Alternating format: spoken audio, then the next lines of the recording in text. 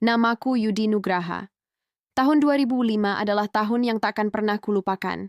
Saat itu aku hanyalah seorang office boy di Jakarta Barat. Pekerjaanku sederhana, menyapu, membuatkan kopi, mengantarkan dokumen. Tapi karena gaji sering terlambat, aku memutuskan mencari tempat baru.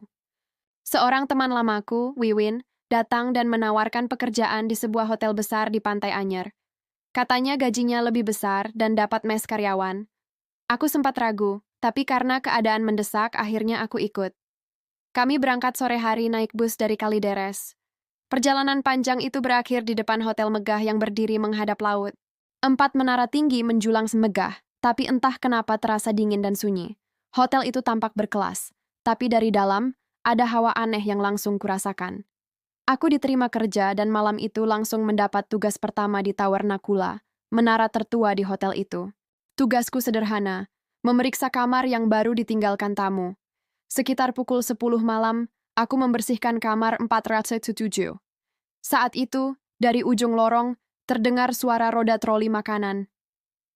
Rrrr, rrr. Suaranya pelan tapi jelas, makin lama makin dekat.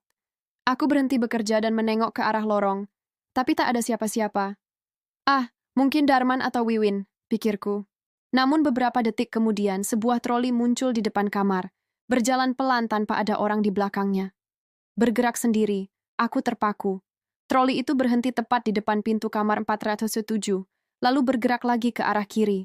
Tak ada bayangan manusia di lantai, hanya bayangan troli yang berjalan sendiri. Aku menahan napas, membiarkannya menjauh sampai menghilang di ujung lorong. Malam itu aku tidak cerita pada siapapun. Itu baru kejadian pertama. Beberapa minggu kemudian, aku sudah terbiasa bekerja malam. Tapi tetap saja, suasana hotel itu selalu membuat bulu kuduk berdiri. Meski megah, lorongnya panjang dan sunyi, hanya diterangi lampu kuning redup. Suatu malam sekitar pukul 11, suara Pak Rudi, supervisor, terdengar di radio panggil. Yud, tolong cek kamar 416 di Tower Sadewa. Tamu lapor ada darah di bathtub. Aku kaget, tapi langsung berangkat. Di sana aku disambut seorang ibu paruh baya, wajahnya pucat, matanya sembab. Mas, airnya berubah jadi merah, saya takut, katanya. Aku masuk ke kamar mandi. Air di bathtub bening, tak ada darah sama sekali. Aku lega. Tapi sebelum keluar, mataku menangkap sesuatu. Di kamar tidur, berdiri seorang perempuan muda menggendong bayi. Rambutnya panjang, pakai gaun hitam. Ia menggoyangkan tubuhnya pelan, menidurkan bayinya. Aku pikir itu anggota keluarga ibu tadi. Tapi saat menatapnya, aku sadar ada yang salah. Wajahnya cantik tapi kosong, matanya sayu tanpa kehidupan. Aku cepat-cepat keluar dan bilang ke si ibu kalau semua sudah bersih. Ia pun tampak lega. Tapi baru 10 menit setelah aku turun ke ruang staf, telepon masuk lagi. Yud, darahnya muncul lagi. Ibu itu mau pindah kamar. Aku kembali naik dan membantu ibu itu beres-beres. Ia kelihatan ketakutan. Airnya merah lagi, Mas, dan baunya kayak besi, katanya. Kami berjalan ke lift. Aku membawa 2 tas besar, dia di depan. Lorong terasa dingin dan panjang. Aku masih penasaran, jadi bertanya pelan. Bu, yang di kamar tadi, yang gendong bayi itu, kemana ya? Ibu itu menoleh kaget.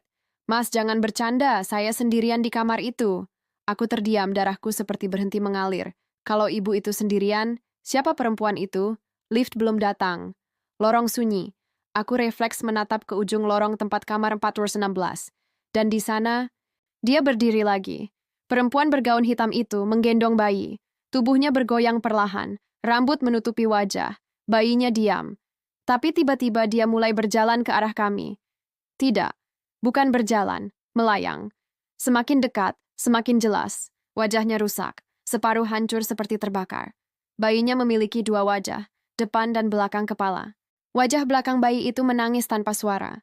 Aku menahan napas, tubuhku gemetar. Ibu di sampingku juga melihatnya. Aku tahu dari wajahnya yang pucat dan tangan yang bergetar.